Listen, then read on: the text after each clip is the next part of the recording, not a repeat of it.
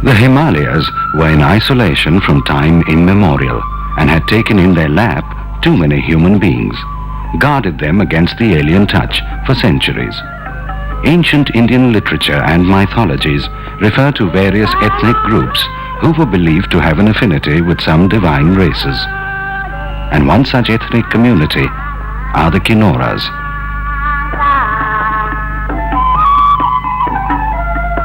Kinnor is the abode of the mythical Kinnara, or the celestial singers.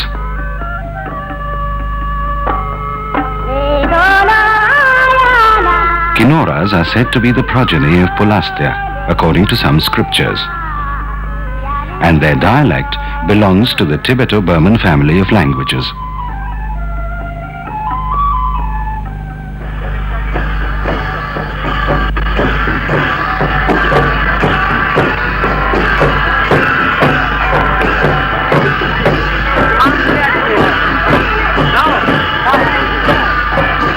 As all natural forces are controlled by supernatural powers, from the time of sowing till harvest, God's blessing is desired.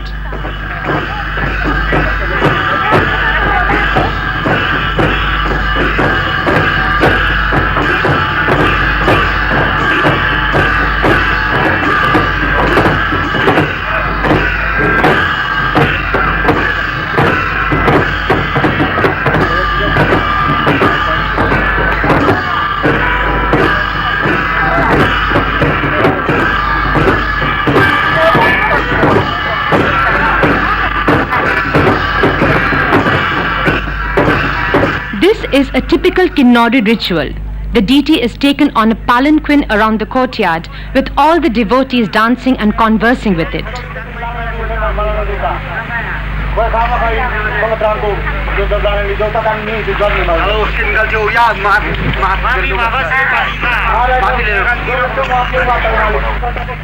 Life in Kinnor is marked by the mutual existence of man and God. It is the duty of God to see that there is everlasting peace in the village.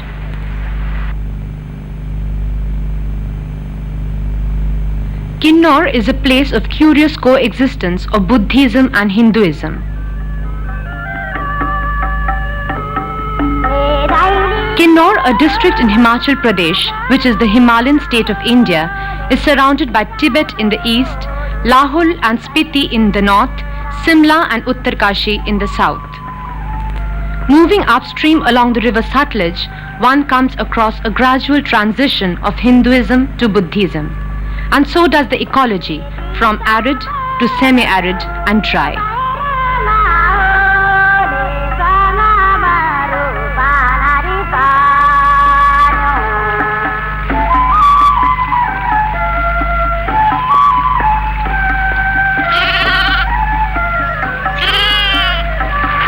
Kinnor had trade relations with Tibet, Yarkand and Ladakh.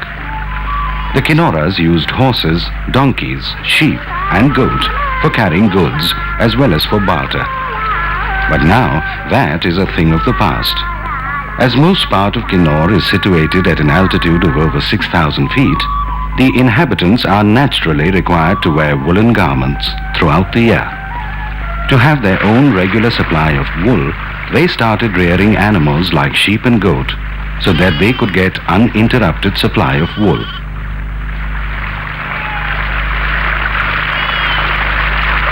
The river Satluj originates from the southern face of Kailash at a great height.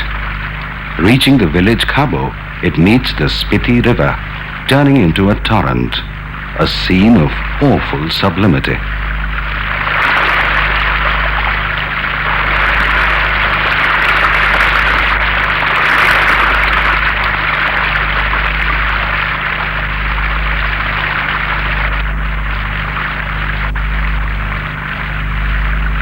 Baspa is a feeder of the Satluj, and people believe that these two rivers are brothers. When they first started flowing, it was agreed upon by them that whoever reaches the point of confluence, which is Karcham earlier, shall retain the name thereafter.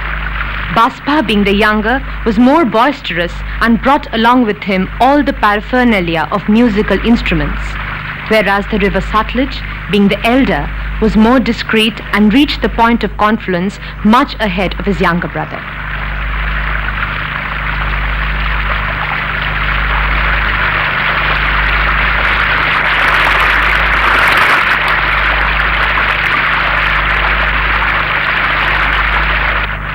The concept of living in harmony with nature is of ancient origin. Indian religious texts, literature, folklore, and legends down the ages bear testimony to not only an extraordinary regard for nature, but even reverence for the natural resources like rivers, forests, and mountains. They are venerated as the source of all human life. Long before temples came into being, worship of trees had been widely prevalent in India. The tree, Kalpavriksha, has the magical quality of being able to fulfill all desires. It is not a tree with many special features, but a symbolic representation of the divine potential of our vegetation. Vegetation adapts itself to the needs of the time, and the land continues to grow forever. It is sufficient to fulfill all the natural needs of man. In our external experience, we can see the world in its plurality, but in our internal experience, we can perceive it as one. This ultimate reality has been termed God.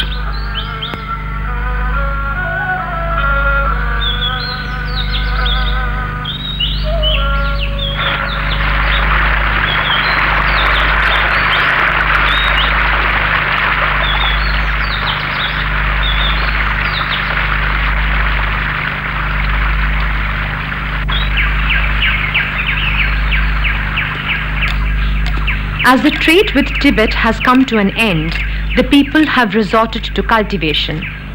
Vegetables are raised for the local market, while fruits like apples and pears are distributed for sale to different parts of the country. Wheat, barley, and millet are grown in fields at high altitude. As there is not much rainfall, water is used from rivers or streams that originate from glaciers.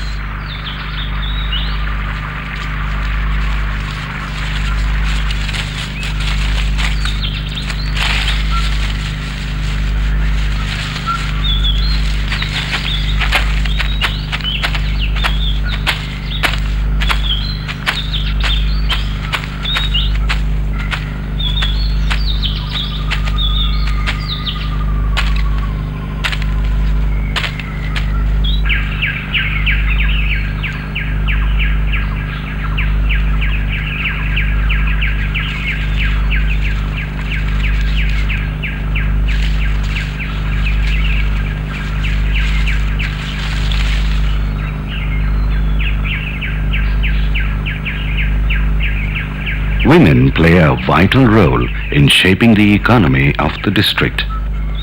Besides helping in agricultural activities like sowing seeds, harvesting of crops, collecting firewood, making hay, they also carry on with their daily household chores.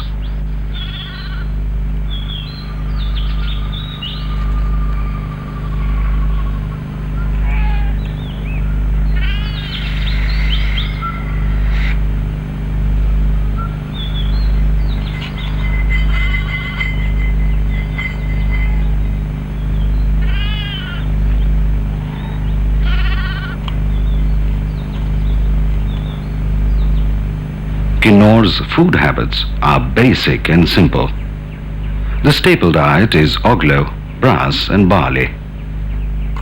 A thin paste of maize flour is prepared and spread on a hot pan and then baked. Rote is akin to an ordinary chapati.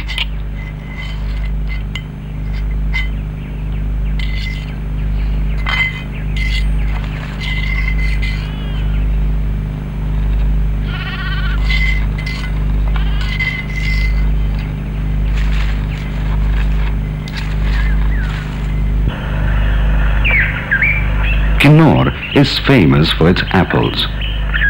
Apples are not only in abundance, they have also brought prosperity to this region in recent years. Besides apples, grapes, apricots, nyoza, walnuts and pears grow in large quantities.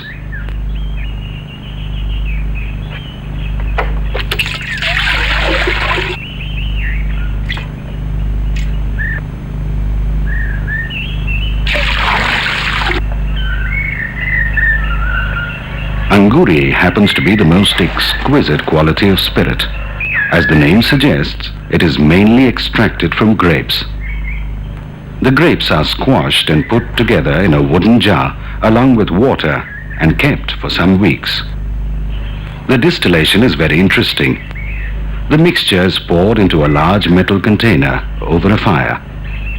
The container is then covered with a stone and is made airtight with mud. Now, a small brass container is placed over the stone. Two rubber pipes, one bringing in cold water and the other drawing out hot water, are placed in the brass container.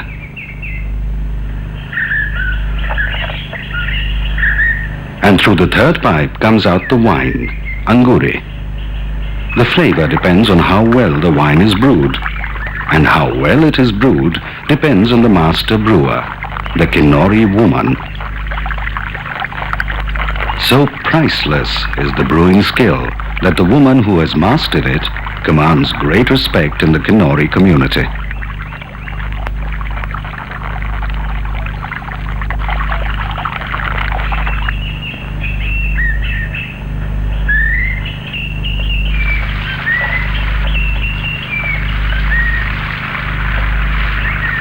As we delve beyond the realms of the tangible, we find that the nature-man relationship is not only confined to the ecological or subsistent level, but our environment of supernatural beliefs and rituals influence the nature-man interrelationship.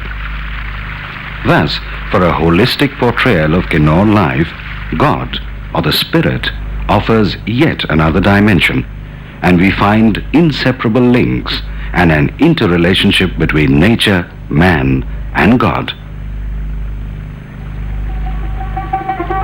Although these villages are large, they do not exhibit any systematic plan. They are situated either in the river valleys or on mountain slopes.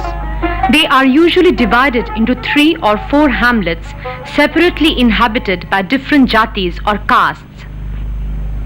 The people here are divided into Khosias, who form the upper caste, and the Chamang group, who have low social status.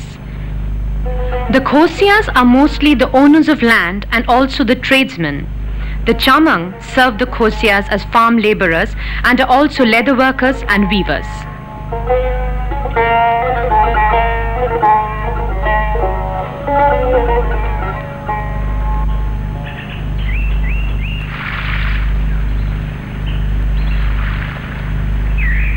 In ancient Hindu texts, there are hymns in praise of Pashan, the god of the shepherds, assigning wool a special position in Hindu rituals. There are also references to the bleaching and spinning of wool, and from these one can assume that a vast ancient knowledge of wool and its weaving processes existed since early Indian civilization.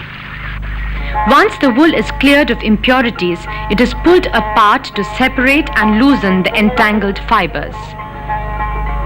The teasing is carried out with 2 wooden combs, where a lock of wool is placed on one comb and the entanglements are straightened by placing another comb on top and drawing the wool fibers between the 2.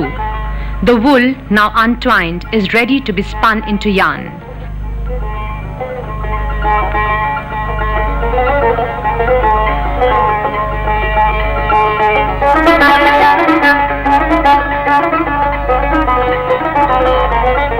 The shawls of Kinnor district are woven with motifs of temples and swastikas that highlight a strong religious influence. This is probably because of Kinnor's proximity to the Lahaul-Spiti Valley, a repository of Buddhist art and culture.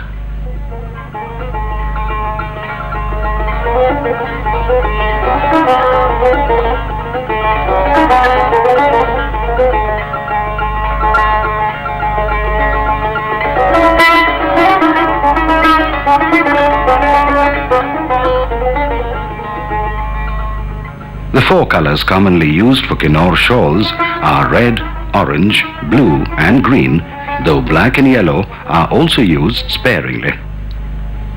On the 7th day after childbirth, the shikor or birth pollution is over, the house is cleaned and the mother along with the baby goes to the chashma or the nearby well and takes a bath. After the bath, as she enters home, child in arm, she performs a significant ritual, walking over red-hot stones, and finally, taking a sip of cow urine. The birth of a child is not only necessary to maintain the continuity of the family line, but also to ensure the economic stability of the family.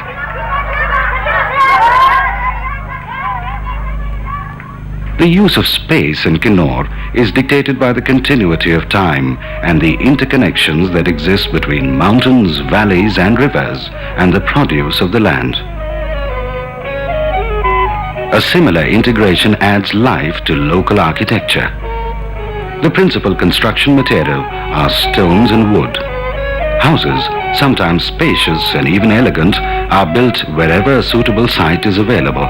In many cases, a site is chosen with the approval of the local deity.